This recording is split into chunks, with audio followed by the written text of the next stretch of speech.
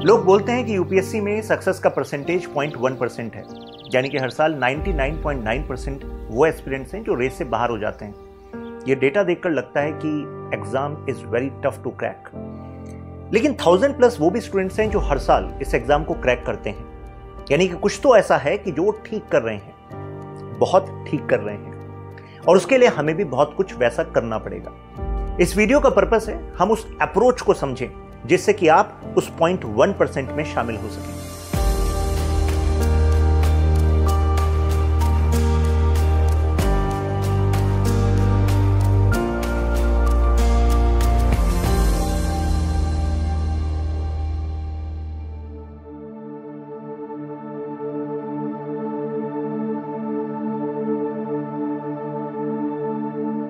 So this is the place where I curate my content। एक तरफ आपको वो स्टैंडर्ड बुक्स दिखेंगी जो हर एक यूपीएससी सिविल सर्विस एस्पिरेंट को कवर करनी होती है, लेकिन दूसरी तरफ आपको कुछ वो रिसर्च मटेरियल सोर्सेज दिखेंगे जो मैं रेफर करता हूं, जिससे कि जो कंटेंट आपको मिलता है उसमें एक एज मिल सके जो यूपीएससी की एक्चुअल रिक्वायरमेंट है। अब इस एक्चुअल रिक्वायरमेंट को समझते हैं। The nature of questions UPSC is asking, UPSC wants you to think a notch higher. Basics तो पढ़ लिया आपने, लेकिन उसके बाद उसका एप्लीकेशन, जैसे एक टॉपिक समझिए, Why Sikkim became part of India but not Bhutan? क्या इसके पीछे केवल पॉलिटिकल रीजंस हैं या कुछ और रीजंस भी हो सकते हैं? अब ये टॉपिक आपको किसी कन्वेंशनल बुक में मिल सकता है क्या? आंसर इज नो, बिकॉज इस तरीके से किसी स्टेटमेंट को स्टैंडर्ड बुक में लिखना ये अपने आप में डिप्लोमेटिकली बैकफायर कर जाएगा। या फिर यूएसए नॉन स्टेट एक्टर्स यानी कि टेररिस्ट जो ऑर्गेनाइजेशंस हैं उनका इस्तेमाल अपने एडवांटेज में कैसे करता रहा है, ये आप किसी स्टैंडर्ड बुक में नहीं देखेंगे क्योंकि वो डिप्लोमेटिकली बैकफायर कर जाएगा। लेकिन हमने इस पर वीडियो बनाई है, तो इसी अप्रोच को हम आपके ऑफिशियल क्लासेस जो हैं उसमें इंटीग्रेट करते हैं, जिससे कि आपको वो एज मिल पाए जो यूपीएससी की रिक्वायरमेंट है। ऐसी थीम्स को कवर करना उतना ही इंपॉर्टेंट है जितना कि बेसिक्स को कवर करना। Genuine curiosity, critical thinking and problem solving skills, ये 3 चीजें आपको कोई बुक्स नहीं सिखा सकती, लेकिन जितने भी एस्पिरेंट्स हर साल एग्जाम क्लियर करते हैं यूपीएससी उनको इन 3 पैरामीटर्स पर चेक करता है, और हमारी क्लासेस में हम इसी अप्रोच से आपको पढ़ाते हैं।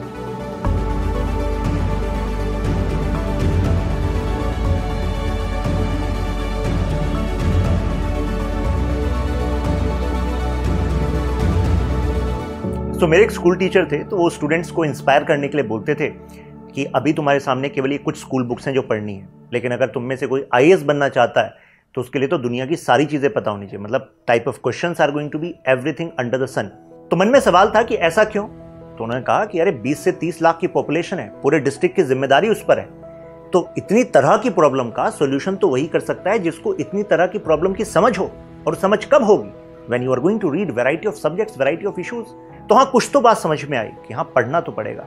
फिर जब आगे बढ़े तो इस यूपीएससी जर्नी में फिर एक्सपीरियंस हुआ कि यूपीएससी के 3 लेवल हैं, और तीनों लेवल पर यूपीएससी एक अलग माइंड की रिक्वायरमेंट रखता है। अब ये बात शुरुआत में समझ नहीं आई, अब तो इतने साल से पढ़ा भी रहे हैं, तो अब थोड़ा और डेप्थ में समझ में आ गई।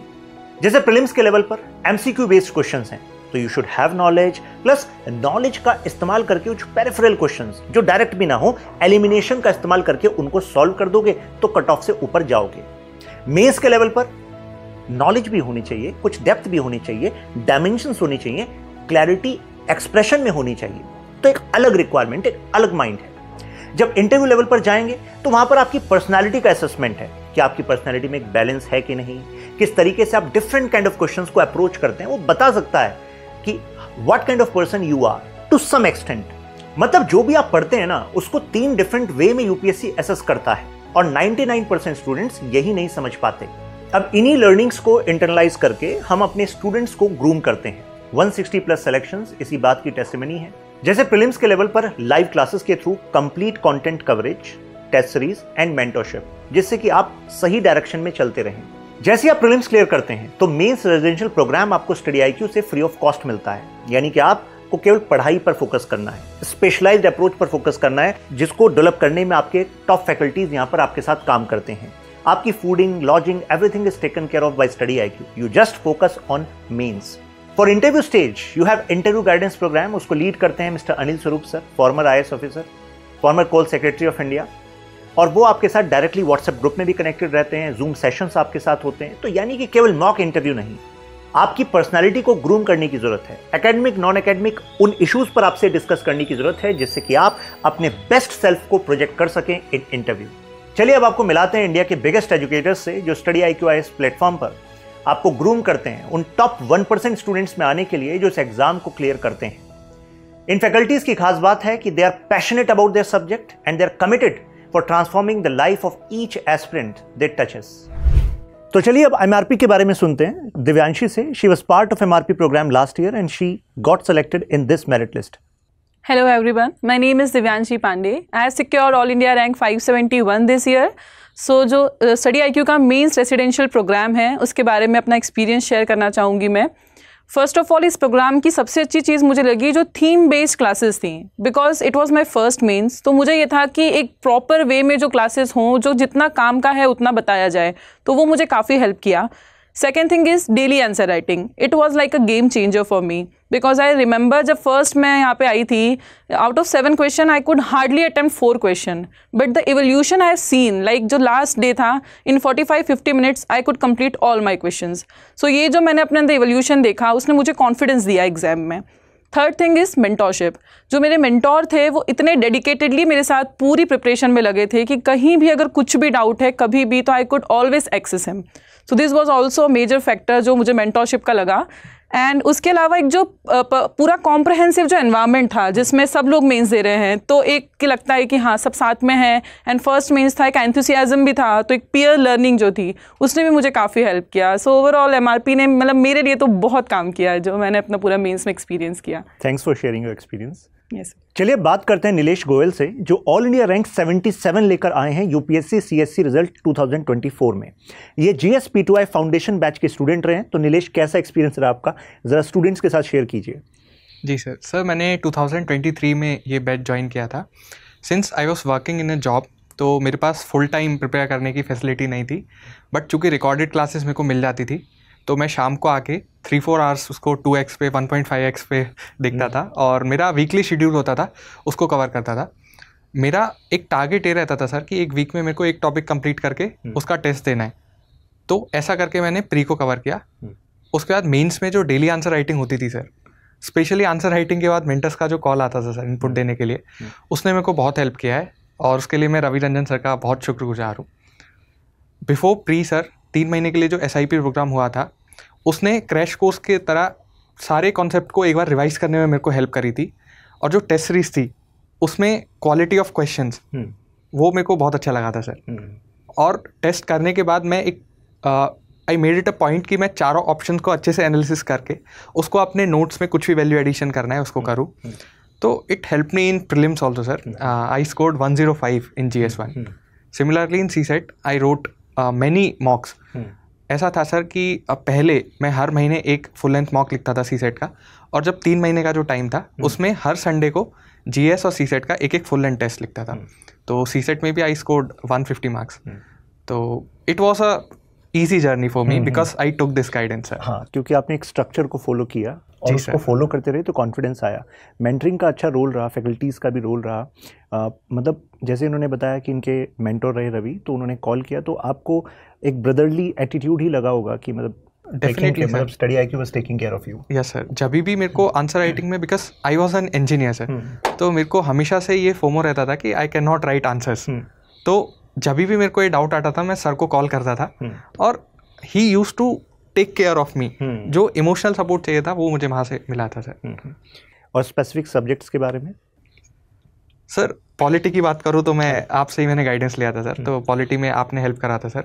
उसके बाद करंट अफेयर्स में सर मेरे को न्यूज़पेपर्स रीडिंग थोड़ा डिफिकल्ट लगता था शुरुआत में, तो उसके लिए जो न्यूज़पेपर एनालिसिस चंदन सर करवाते थे उसने मेरे को हेल्प करी थी सर।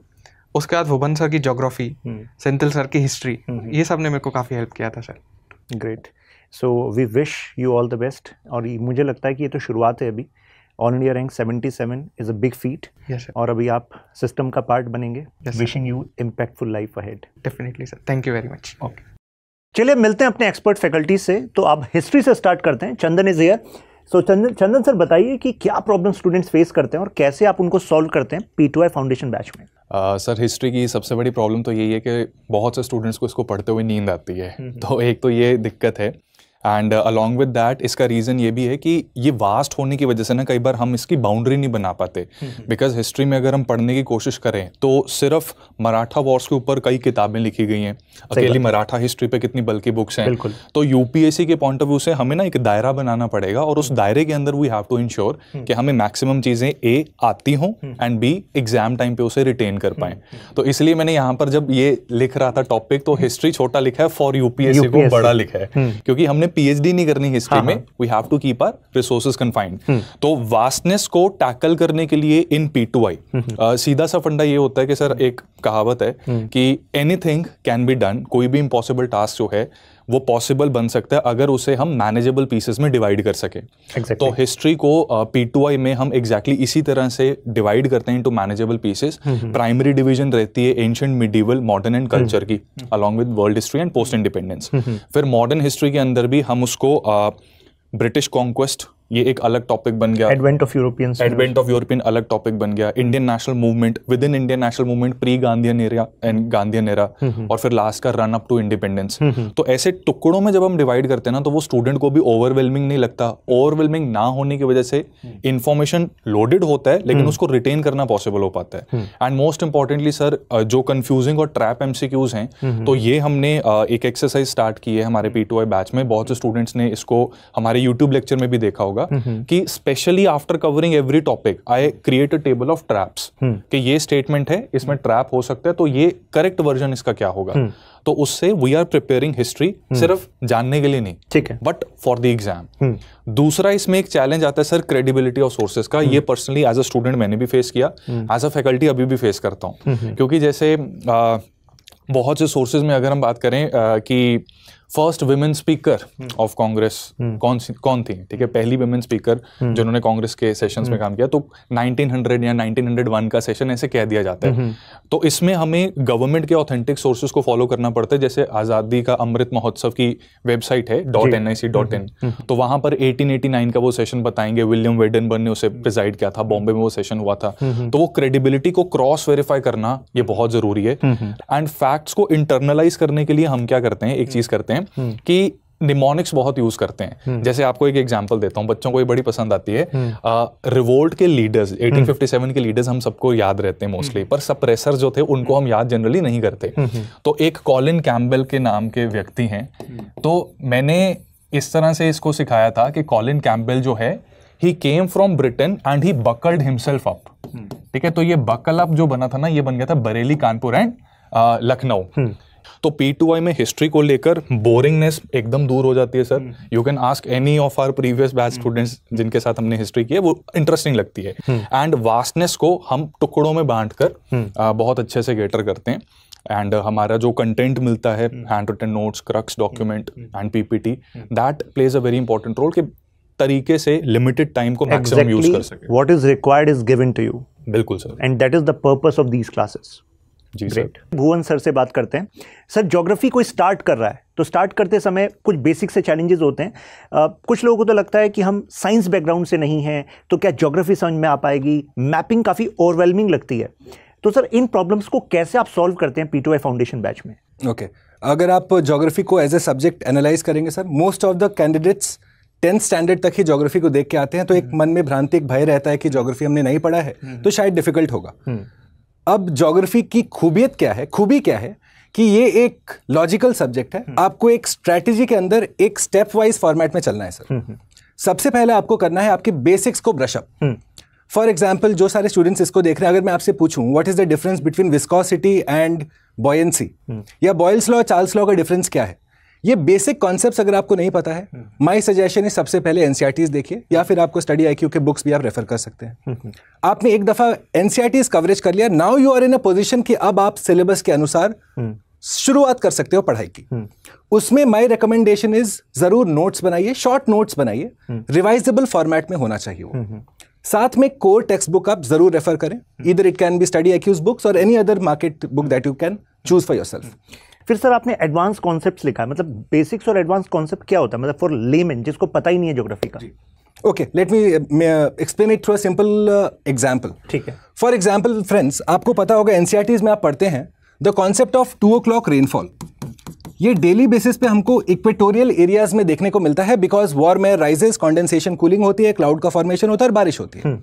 ये रहा आपका बेसिक कॉन्सेप्ट। अब इसका एडवांस लेवल इंटरलिंकिंग क्या है कि इसी 2 o'clock रेनफॉल के चलते, क्योंकि डेली बेसिस पे बारिश हो रहा है, तो आपका जो सॉइल है उससे न्यूट्रिएंट्स का कॉन्सेंट्रेशन घट जाएगा, और इसको हम कहते हैं the concept of leaching of soil, जो हम लोग एनवायरमेंट के साथ समझते हैं सर। तो यहाँ पे स्टूडेंट को 2 चीजों पे गौर करना है कि पहला आपका ये एक इंटरलिंकिंग हुआ, basic to advanced, and interlinking between different 2 subjects.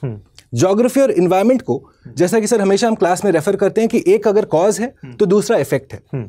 You must as a fresher start to और attempt to start to understand the whole subject in this fashion. और यूपीएससी की नीड ही इंटरलिंकेज है 100%. तो that interlinkage is being covered in your classes. Sure sir. Great. In fact, if I may use one more example with your permission, sir, coasts के बारे में जब हम लोग एक टॉपिक पढ़ते हैं सर जी, अब ज्योग्राफी के पर्सपेक्टिव से आप देखेंगे कि फॉर्मेशन ऑफ द कोस्ट, ये पहला टॉपिक आप पढ़ोगे। डिफरेंट कोस्ट ऑफ इंडिया कौन कौन से हैं वो आप पढ़ोगे। कोस्टल रिसोर्सेज क्या क्या है ये आप पढ़ोगे।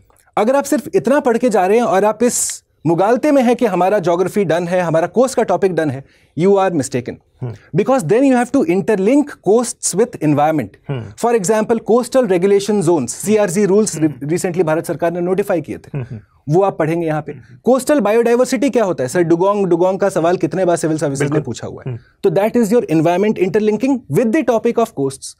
इतना करने के बावजूद भी सर आपका कोस्ट का टॉपिक कंप्लीट नहीं हुआ है। Now you go on to disaster management, where you look at say the coastal disaster management framework will be widely different from say landslide management framework being done in the hills.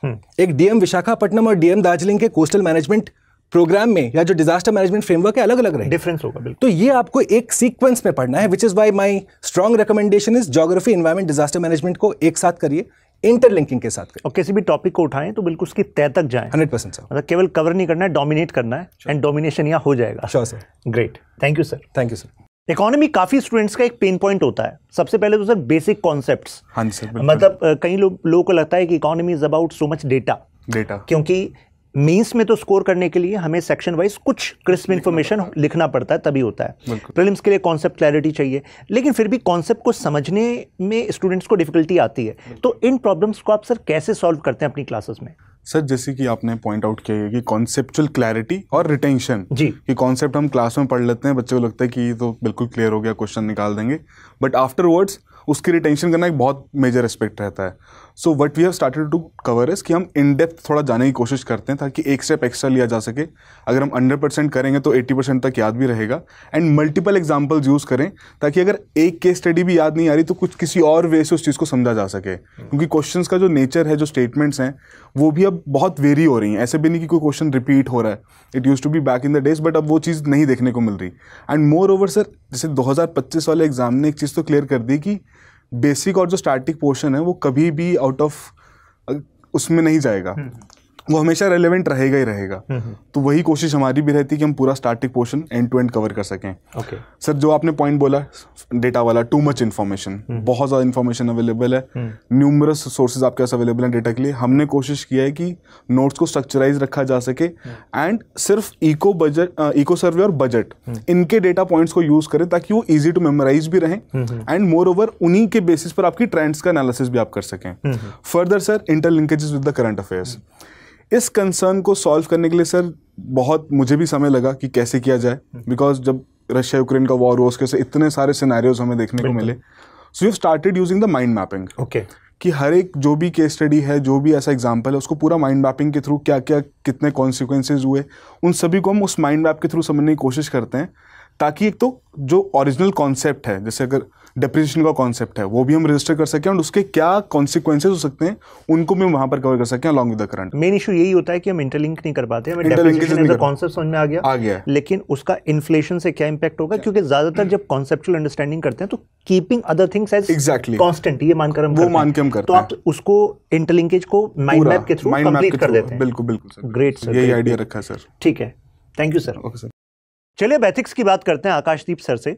Sir, क्या major problem students face करते हैं और उसका क्या solution आप deliver करते हैं अपने पीटीआई क्लासेस में? देखिए basically there are 3 problems. The first is the conceptual clarity. Conceptual clarity अच्छी नहीं होती है. जो बेसिक कंसेप्ट्स हैं you have revised, you have learn from the different sources, तो उसके लिए बहुत एग्जॉस्टिव नोट्स बन जाते हैं, लेकिन फिर भी जब क्वेश्चंस आते हैं you are not able to write properly. तो कंसेप्चुअल क्लैरिटी के लिए you have to make the crisp notes और 1-2 सेंटेंसेस के अंदर वो पूरा का पूरा कंसेप्ट जो है वो कंसाइज हो जाए. And the second thing it is the current integration. जैसे रिसेंटली हम शमिस्था केस देख रहे हैं, तो उसके अंदर basically it is pertaining to the right to speech and the freedom to speech, जो कि अगेन philosophical part जो आपके पास थॉमस हॉब्स का कंसेप्ट है उसके अंदर भी आ जाता है. Third thing it is the case studies. How to apply the theoretical part that you have studied in the conceptual classes as well as the current integration, उसको आपने केस स्टडीज़ के साथ किस तरह से ऐड करना है. और इसके लिए basically for the conceptual part आपको बेसिक जो डेफिनेशंस हैं वो प्रिपेयर करनी है, और उसी के साथ साथ जो अलग अलग स्कॉलरली वर्क्स हैं, एकेडमिक वर्क्स हैं, वो आपको प्रिपेयर करने होते हैं. And then for the current integration you have to regularly update your material. और जैसे जो भी केसेस हो रहे हैं, जो भी रेलिवेंट चीज़ें हैं, again for a very precise concept आपको 2-3 केसेस जो है वो सिर्फ और सिर्फ मिलेंगे. तो मतलब आपकी क्लासेस में प्रिसाइज नोट्स होंगे जो एग्जैक्टली रिक्वायर्ड हैं टू स्कोर मोर, और जो अपडेट्स हैं वो भी उसी में इंटीग्रेटेड होंगे. बिल्कुल सर, बिल्कुल. तो चलिए बात करते हैं करंट अफेयर्स की. अभी अरविंद सर बता रहे थे कि सर करंट अफेयर्स को तो करता धरता मानिए. तो कहने का मतलब है कि प्रीलिम्स, मेंस, इंटरव्यू तीनों स्टेजेस पर करंट अफेयर्स का रोल है. लेकिन सर करंट अफेयर्स की जो अप्रोच है, क्या उसमें डिफरेंस है? यस सर, करंट अफेयर्स एक बहुत डायनेमिक, हाईली डायनेमिक सब्जेक्ट है जिसमें on daily basis you have to update yourself. और वो अपडेशन न्यूज़पेपर से भी है, मैगजीन से भी है, पीआईबी, योजना, कुरुक्षेत्र, लॉट ऑफ थिंग्स आपको अपडेट करनी पड़ती है. इतना सुनकर ही कई स्टूडेंट्स को तो डर लग गया होगा कि कैसे होगा. नहीं सर, डेफिनेटली. इसीलिए ये इन्फॉर्मेशन बहुत हद तक रैंडम या क्लटर्ड होती है. और एक स्टूडेंट बिकॉज वो स्टैटिक भी पढ़ रहा होता है, उसकी अप्रोच थोड़ी लिमिटेड होती है कि या तो वो पर्टिकुलर इस सोर्स से आज उसने पढ़ लिया, कुछ वहाँ से पढ़ लिया, न्यूज़पेपर्स फॉलो कर लिए, बट उस सबको हम एक स्टेबल होकर के ऑर्गेनाइज नहीं कर पाते इनटू द सेकंड फॉर्मेट, जहाँ पे हम बैकवर्ड फॉरवर्ड लिंकेजेस जानते हुए एक स्टैटिक सब्जेक्ट के साथ लिंक कर पाए. तो ये प्रॉब्लम आमतौर पे स्टूडेंट फेस करते हैं, जो कि हम क्लास में एक इंटीग्रेटेड मैनर में सॉल्व करते हैं. पर्टिकुलर न्यूज़ आइटम्स, उसका क्या रेलिवेंस है सब्जेक्ट के साथ, पर्टिकुलर सब्जेक्ट के साथ. और इस बार का अगर एक क्वेश्चन डिस्कस करूँ सर, जो यूपीएससी में आया था, mines and minerals development and regulation act में अमेंडमेंट हुई थी. ये हम जनरली पॉलिटी में पढ़ते हैं. एक है मिनरल सिक्योरिटी पार्टनरशिप, ये हम इंटरनेशनल रिलेशंस में पढ़ लेते हैं. दोनों चीज़ों को इंटर रिलेट करके एक क्वेश्चन में पूछा गया था, जो कि हम सिर्फ करंट अफेयर्स में समझ पाते हैं. तो that kind of understanding is required, इसलिए ये सब्जेक्ट हाईली डायनेमिक है सर. Got it. तो इस प्रॉब्लम को आप सॉल्व करते हैं ऑर्गेनाइज वे में. क्रिस्प एंड कॉन्साइज नोट्स होते हैं, वो उसको रेफर करें. और इंटीग्रेटेड स्टडी करें. Integrated studies. और सर सुपर ऑर्गेनाइज के साथ एक चीज़ जो प्रीलिम्स की पीपीटीज होती हैं, एक तरीके की यूएसपी है, वो हाईली इमर्सिव होती है, बहुत मेहनत लगती है उसको बनाने में. उससे कहीं ना कहीं एक मेमोरी में भी ईजी रहता है स्टूडेंट को समझ पाना. एक टॉपिक को हम एक ही स्लाइड में कवर करते हैं, which takes a lot of time. Got it sir, thank you sir. चलिए अब समझते हैं साइंस एंड टेक को. साइंस एंड टेक एक मेजर प्रॉब्लम रहता है स्टूडेंट्स का in terms of coverage sir, कि कितना कुछ कवर करें. नेचर ऑफ क्वेश्चंस ऐसे हैं कि कई बार उन स्टेटमेंट्स में बच्चा फंस ही जाता है. तो सर ऐसी प्रॉब्लम्स को आप कैसे सॉल्व कर रहे हैं इस P2A फाउंडेशन में? साइंस एंड टेक्नोलॉजी में सबसे बड़ी प्रॉब्लम सर आती है कि बच्चों के बेसिक कॉन्सेप्ट्स क्लियर नहीं होते. तो पहली चीज़ तो ये है कि हमें बेसिक साइंस कवर करना है. तो जो प्रॉब्लम तो हम बाद में, पहले बेसिक सॉल्यूशन पे जाते हैं. बिल्कुल. तो पहले बेसिक साइंस आपको पढ़ना पड़ेगा. अब बेसिक साइंस में भी कोई एक तो पार्ट है नहीं, फिजिक्स से है, केमिस्ट्री है, बायोलॉजी है और लाइफ साइंस है बायोलॉजी के साथ. अब जब बेसिक साइंस हम कवर कर देते हैं तो उसका एप्लीकेशन पार्ट हमें पढ़ना पड़ता है. क्योंकि होता क्या है कि साइंस एंड टेक्नोलॉजी में जो क्वेश्चन आते हैं, जैसे इस बार आपने देखा हो तो मोनोक्लोनल एंटीबॉडी का क्वेश्चन आया था. अब जब तक एंटीबॉडीज का फंक्शन आपको पता नहीं होगा तब तक मोनोक्लोनल एंटीबॉडी समझ कैसे बताओगे. तो उसके लिए पहले बायोलॉजी एंड लाइफ साइंस हमें पढ़ना पड़ेगा. जब बायोलॉजी एंड लाइफ साइंस हम पढ़ लेंगे तो उसके बाद हमें पढ़ना पड़ेगा अप्लाइड पार्ट उसका, दैट इज बायोटेक्नोलॉजी. तो हमें बेसिक भी पढ़ना है और बेसिक का हर एक एप्लीकेशन पार्ट पढ़ना है. तब जा करके हमारा साइंस एंड टेक्नोलॉजी कंप्लीट होता है। तो इसलिए हम जो भी प्रॉब्लम्स हैं जो कि कॉन्सेप्ट समझ में नहीं आते हैं, specially for those students who are coming from non science background, तो उन लोगों के लिए पहले हम बेसिक साइंस पूरा पढ़ेंगे, उसके बाद उसका हर एक चीज़ का अप्लाइड पार्ट पढ़ेंगे, और अप्लाइड पार्ट भी सर कुछ टाइम के बाद में वो आउटडेटेड हो जाता है और उसमें करंट अपडेट्स लगातार चलती रहती है, मॉडर्न टेक्नोलॉजीज आती रहती हैं, तो उनको मॉडर्न टेक्नोलॉजी के साथ में इंटीग्रेट करेंगे न्यूज़पेपर जो करंट अपडेट्स के साथ। ठीक है, यहाँ पर 2 क्वेश्चन है सर। सबसे पहला तो कई बार स्टूडेंट्स सोचते हैं कि यूपीएससी सिविल सर्विस एग्जाम के लिए हिस्ट्री, ज्योग्राफी, पॉलिटी, इकोनॉमी और एनवायरनमेंट, तो ऐसे इन सब्जेक्ट्स को वो कोर सब्जेक्ट मानते हैं। साइंस एंड टेक को वो सोचते हैं कि करंट अफेयर्स की मैगजीन्स को हम कर लेंगे तो शायद उससे हो जाएगा। तो do you think this is a right approach? This is not the right approach sir. Reason, क्योंकि बेसिक्स अगर क्लियर नहीं है तो साइंस एंड टेक के डेवलपमेंट से के नुआंसेस से जो स्टेटमेंट बनेगी वहां पर क्वेश्चन फंस जाएगा। और सर ज्यादातर क्वेश्चन ऐसे आते हैं जहां पे कॉन्सेप्ट्स वो पूछते ही है। 3 स्टेटमेंट में से 2 स्टेटमेंट ऐसे होंगे जहां पे बेसिक कॉन्सेप्ट का एप्लीकेशन होगा, चाहे इसी बार 2025 में यूएवी वाला जो क्वेश्चन था वहां पे भी बेसिक कॉन्सेप्ट जब तक क्लियर नहीं होंगे तब तक उसको आप अप्लाई कर नहीं सकते। 1 या 2 क्वेश्चन ऐसे होते हैं जहां पर ऐसा कर सकते हैं, और साइंस एंड टेक्नोलॉजी को कभी भी हम ऐसे मिसलेनियस सब्जेक्ट मान नहीं सकते, क्योंकि लगभग 14 से 15 क्वेश्चन प्रीलिम्स में पूछते हैं, विच मीन्स 15% वेटेज तो यहाँ पे आता है, और मेंस में भी यही हाल है, कम से कम 3 क्वेश्चन साइंस एंड टेक के बनते हैं, तो इसको मिसलेनियस मान के जो पढ़ेंगे तो प्रॉब्लम कहीं ना कहीं होगी। तो आपकी अप्रोच क्या रहती है क्लासेस में? मतलब बेसिक कॉन्सेप्ट्स आप बताते हैं? पहले बेसिक कॉन्सेप्ट्स, उसका अप्लाइड पार्ट, और फिर करंट जितना अभी तक अपडेट हो गया है वो सारा हम क्लास में कवर करते हैं। सो दोस्तों, यूपीएससी की जर्नी में हम सबको पता है कि पॉलिटी कितना ज़्यादा इंपॉर्टेंट रोल प्ले करती है। ऐसे कई साल आ चुके हैं जिसमें 1/3 पेपर पॉलिटी से आया था, एंड जहाँ तक मेंस की हम बात करें तो कई एसेस हमारे पॉलिटी से रिलेटेड कई बार हो जाते हैं। GS 1 में भी टू सम एक्सटेंट अगर पोस्ट इंडिपेंडेंस का पार्ट कुछ आ जाता है तो उसका थोड़ा सा बेयरिंग पॉलिटी के साथ भी रहते हैं। GS 2 में तो पॉलिटी है ही, GS 3 के अंदर भी अगर आपको कुछ एक्ट्स एंड लॉज के बारे में मालूम है तो आप इकोनॉमी के फॉर एग्जाम्पल या लैंड रिफॉर्म्स के फॉर एग्जाम्पल जो आप आंसर लिखते हैं उसके आर्ग्यूमेंट्स को स्ट्रेंथन कर सकते हैं। एंड GS 4 में भी क्या होता है कि आपकी जो केस स्टडीज हैं उन केस स्टडीज में आपने जो आर्ग्यूमेंट दिया उन आर्ग्यूमेंट को बैक करना पड़ता है पॉलिटी के इंपॉर्टेंट आर्टिकल से। लेकिन ये सब पढ़ें कैसे? इंपॉर्टेंस तो हमें पता है लेकिन पढ़ने में बड़ी दिक्कत आती है। तो शशांक सर हमारे साथ यहाँ पर मौजूद हैं। सर, पॉलिटी में मेन चैलेंजेस स्टूडेंट्स को आपके हिसाब से कहाँ कहाँ आते हैं और P2I में हम कैसे इसको एड्रेस करने का प्लान कर रहे हैं? सबसे पहले हम लेमन लैंग्वेज में बात करते हैं कि जो स्टूडेंट शुरुआत करता है, जिसने आज तक इंडियन पॉलिटी के बारे में कुछ पता नहीं था, तो उसको तो सबसे पहले लगता है अच्छा इंडियन कॉन्स्टिट्यूशन पढ़ना है, इतने सारे आर्टिकल हैं, ये सब क्रैम करने हैं क्या? तो दैट्स अ मिथ। सारे आर्टिकल आपको क्रैम नहीं करने, हाँ हमें अपने आर्गुमेंट में यूज़ करने के लिए प्रीलिम्स में जो क्वेश्चंस आते हैं उसके लिए जो मोस्ट रिपीटेटिव होते हैं वो हमें करने होते हैं।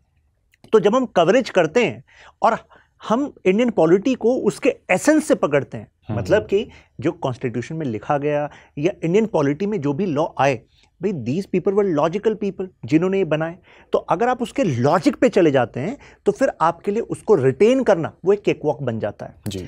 दूसरा एक प्रॉब्लम आता है, क्या सर हम किसी एक बुक पर रिलाय कर सकते हैं? तो जो मोस्ट रिलायबल सोर्स है वो सब जानते हैं लक्ष्मीकांत है, क्योंकि बड़े स्ट्रक्चर्ड वे में उसने कंटेंट को दिया हुआ है, तो you can also follow that. लेकिन क्या मेंस के लिए भी वो पूरी तरह सफिशिएंट है? Answer is no. तो यानी कि हमें बेस तो हमने बना लिया, लेकिन उसके बाद मेंस की रिक्वायरमेंट के हिसाब से हमारे पास बहुत ही प्रिसाइज नोट्स होने चाहिए। मैं एग्जांपल देता हूं, जैसे अभी आपने देखा कि इंडिया पाकिस्तान के कॉन्फ्लिक्ट में IR का भी जिक्र होना है, क्योंकि तो उसमें प्रिसीजन स्ट्राइक्स दोज मैटर्ड। तो इसी तरीके से आपकी यूपीएससी जर्नी है, यानी कि यहां पर प्रिसीजन मैटर करता है। अभी चंदन सर ने भी आपको हिस्ट्री के डिस्कशन में बताया, पढ़ने के लिए बहुत कुछ है, लेकिन पढ़ना कितना है? उतना ही पढ़ना है जो यूपीएससी की रिक्वायरमेंट है। तो उस रिक्वायरमेंट को समझते हुए आपको बिल्कुल प्रिसाइज कंटेंट मिलता है। मैं इसको डिवाइड कर देता हूं 3 P's में, यानी कि पहली चीज तो है प्रिंसिपल्स। जैसे इंडियन पॉलिटी में जो भी कीवर्ड आपके सामने आ रहा है उसके रूट से आपकी जानकारी होनी चाहिए। उसका रूट का मतलब है, अगर बोला नेचुरल जस्टिस तो आपको पता होना चाहिए नेचुरल जस्टिस है क्या, रूल ऑफ लॉ है क्या। क्योंकि कई बार यूपीएससी सॉवरेनिटी और ऐसे कॉन्सेप्ट से बिल्कुल बेसिक से क्वेश्चन पूछ रही है जो एक लाइन की डेफिनेशन जो आप प्रेम्बल वाले चैप्टर में पढ़ते हैं वो सफिशिएंट नहीं है। तो प्रिंसिपल्स पर हमारी पकड़ जबरदस्त होनी चाहिए, आपका पॉलिटी में कॉन्फिडेंस खुद ही शूट अप कर जाएगा। उसके बाद है फिर प्रोसेसेस।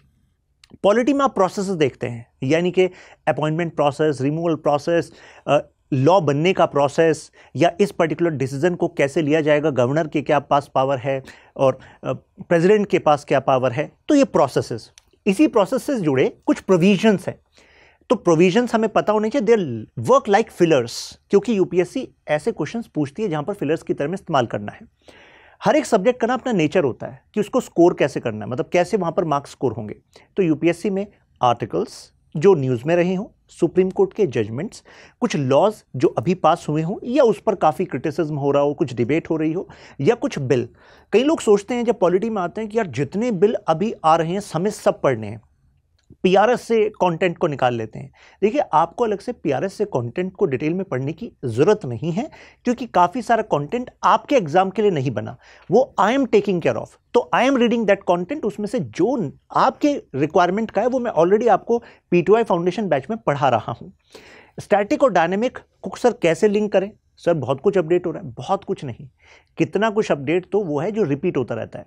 यहाँ पर खुद चंदन सर खड़े हैं, कितनी सारी चीज़ें जो आप करंट अफेयर्स में पढ़ाते हैं वो 2 महीने पहले पढ़ाया था, फिर वही पढ़ा रहे हैं आप। तो कहने का मतलब ये ऐसे ही ये इंटरलिंकेज जो है वो सिंप्लीफाई हो सकती है। मतलब कोई भी टॉपिक आए तो आपके दिमाग में आना चाहिए, अच्छा ठीक है एंटी डिफेक्शन लॉ अपना एक टॉपिक है, उसमें ये पॉइंट्स ऐड होने हैं, और उसका हमारे पास एक 1 पेजर तैयार हो जाना चाहिए जो आपके प्रीलिम्स में भी काम आना है, मेंस में भी काम आना है, और इंटरव्यू पे अगर कोई पूछे तो वहां पर भी आपके पास बैलेंस ओपिनियन उसको लेकर है। तो यानी कि मैं आपको कहूँगा कि 2 ही प्रिंसिपल को ध्यान रखना है हमें। जैसे चंदन सर ने कहा कि सर मैनेजेबल होना चाहिए, मैं कहूँगा कि यार सिंपल रखो, सिंपल एंड स्मॉल स्टेप्स, कि यार ये स्मॉल स्टेप्स हैं जो हम डेली बेसिस पर लेंगे, और डेली बेसिस पर अगर कहीं मिस भी होता है तो वीकेंड पर अपने वीकली टारगेट को कंप्लीट करेंगे। और दूसरा है रिवीजन इज योर रिलीजन, यानी कि उसी कंटेंट को उठाना है जिसको हम बार बार रिवाइज कर सकते हैं।